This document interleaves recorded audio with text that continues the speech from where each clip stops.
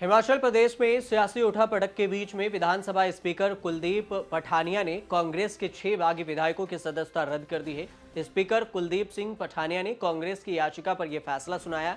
जिन विधायकों की सदस्यता रद्द की गई है उनमें धर्मशाला के विधायक सुधीर शर्मा, सुजानपुर के विधायक राजेंद्र राणा और कुटलैहड़ के विधायक हैं देवेंद्र भुट्टो, गगरेट के विधायक हैं चैतन्य शर्मा और लाहौल स्पीति के विधायक हैं रवि ठाकुर और बरसड़ के विधायक हैं इंद्र दत्त लखनपाल। ये 6 विधायक हैं जिन्हें सस्पेंड किया गया। विधानसभा अध्यक्ष कुलदीप पठानिया को आप पहले सुनिए कि क्यों बीजेपी विधायकों को अयोग्य घोषित किया गया और 6 कांग्रेस विधायकों की सदस्यता रद्द कर दी गई। उसके बाद आपको बताएंगे कि कुलदीप पठानिया आखिर हैं कौन और हिमाचल प्रदेश का समीकरण अब क्या कुछ कहता है।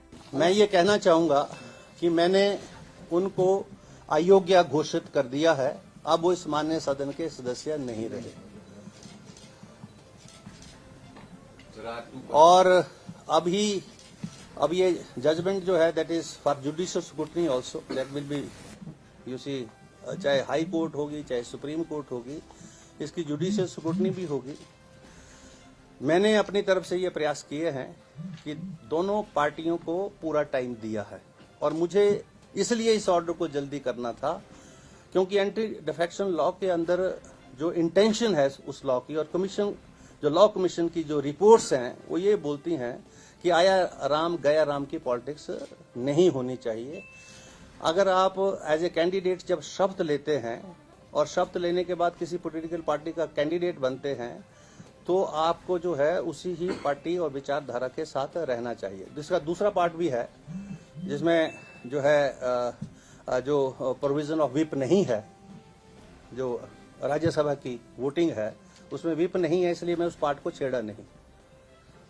मैंने उस पार्ट पर मैं नहीं गया, मैं सिर्फ उस पार्ट पर गया हूं जो एंटी डिफेक्शन लॉ के प्रोविजन को जो है अट्रैक्ट करता है। वो भी पार्ट जो है उसके ऊपर भी मैंने अपना व्यू पॉइंट दिया इस जजमेंट में कि सुप्रीम कोर्ट उस चीज को भी अच्छे तरीके से दोबारा से देखे और जो इलेक्शन कमीशन की जो डायरेक्शंस हैं जिसमें उन्होंने वोट जो है दिखा के डालने की बात कही है, नहीं दिखाएंगे तो इनवैलिड हो जाएगा वोट।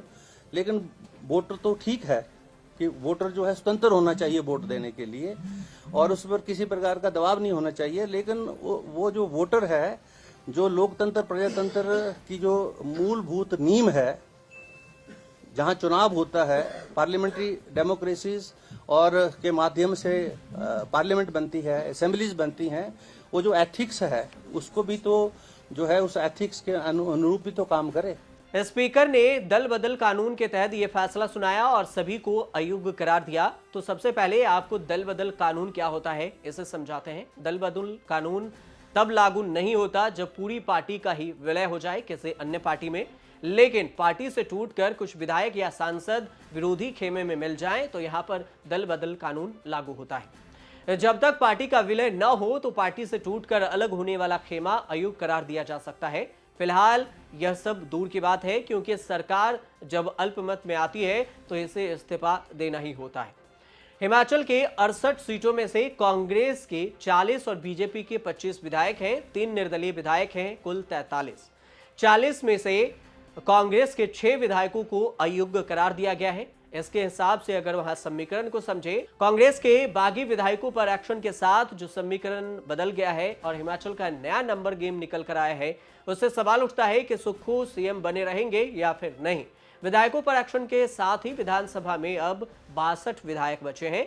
इस हिसाब से राज्य विधानसभा में 68 पहले थे, अब 62 बचे। कार्रवाई से पहले एक तरह कांग्रेस के 40 विधायक थे, यानी अब कांग्रेस के पास 34 विधायक बचे। बीजेपी के पास 25 विधायक, 3 निर्दलीय विधायक हैं जो बीजेपी के साथ है और 6 कांग्रेस विधायकों पर एक्शन के बाद अब सरकार में बने रहने के लिए 32 विधायकों की जरूरत होगी। चूंकि विधानसभा में 62 विधायक बचे हैं, ऐसे में बहुमत के लिए 32 विधायक चाहिए, लेकिन कांग्रेस के पास 34 विधायक हैं।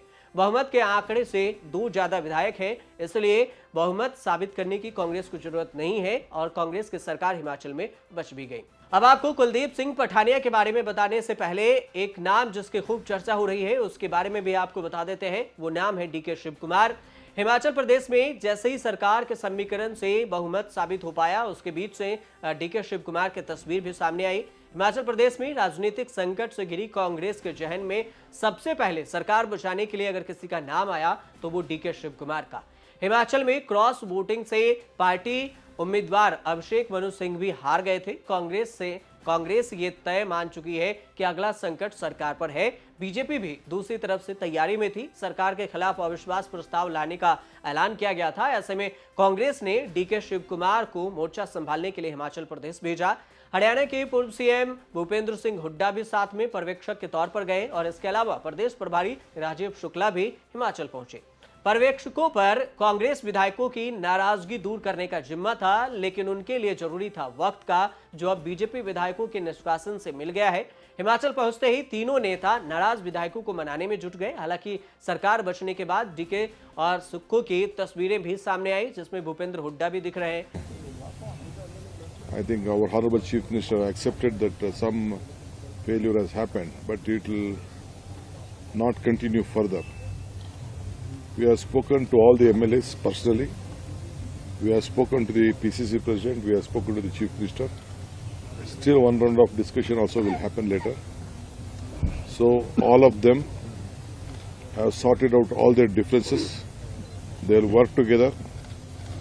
They will see that in the Lok Sabha they come out with a good numbers, and there is no. We are forming a coordination committee between the party and the government. अब अगर बात करें कुलदीप सिंह पठानिया की, तो राज्यसभा चुनाव में हुई cross voting के बाद हिमाचल प्रदेश में चल रहे सियासी ड्रामा लगातार अभी भी जारी है। हिमाचल प्रदेश विधानसभा अध्यक्ष कुलदीप सिंह पठानिया ने क्रॉस वोटिंग करने वाले 6 विधायकों को अयोग्य करार दिया। उनके इस फैसले से हिमाचल प्रदेश में कांग्रेस की सरकार पर से संकट फिलहाल के लिए तो हट गया है, लेकिन अभी भी जो मामला है ये गरमाया हुआ है। कुलदीप सिंह पठानिया मौजूदा समय में हिमाचल प्रदेश के चंबा जिले के भटियात सीट से विधायक हैं। पेशे से वकील हैं, तेज तर्रार वकील माने जाते हैं और 1985 के विधानसभा चुनाव में कुलदीप सिंह पठानिया पहली बार कांग्रेस के टिकट पर विधायक बने थे। तब उनकी उम्र महज 28 साल की थी और उस वक्त वो सदन में सबसे युवा विधायक थे। इसके बाद उन्होंने 1993, 2003, 2007 के विधानसभा चुनाव में भी जीत हासिल की। हिमाचल विधानसभा चुनाव 2003 में पठानिया ने निर्दलीय उम्मीदवार के रूप में चुनाव जीता था। 2022 में हुए विधानसभा चुनाव में फिर से कांग्रेस के टिकट पर चुनाव जीता और 5वीं बार हिमाचल विधानसभा पहुंचे थे, जिसके बाद उन्हें पहली बार हिमाचल विधानसभा के अध्यक्ष की जिम्मेदारी मिली।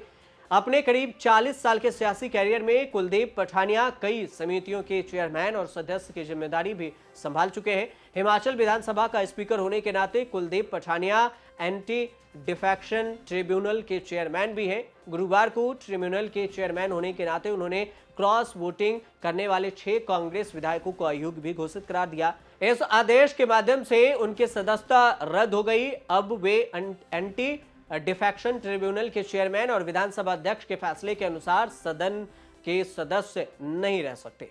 आप देखते रहिए न्यूज़ तक।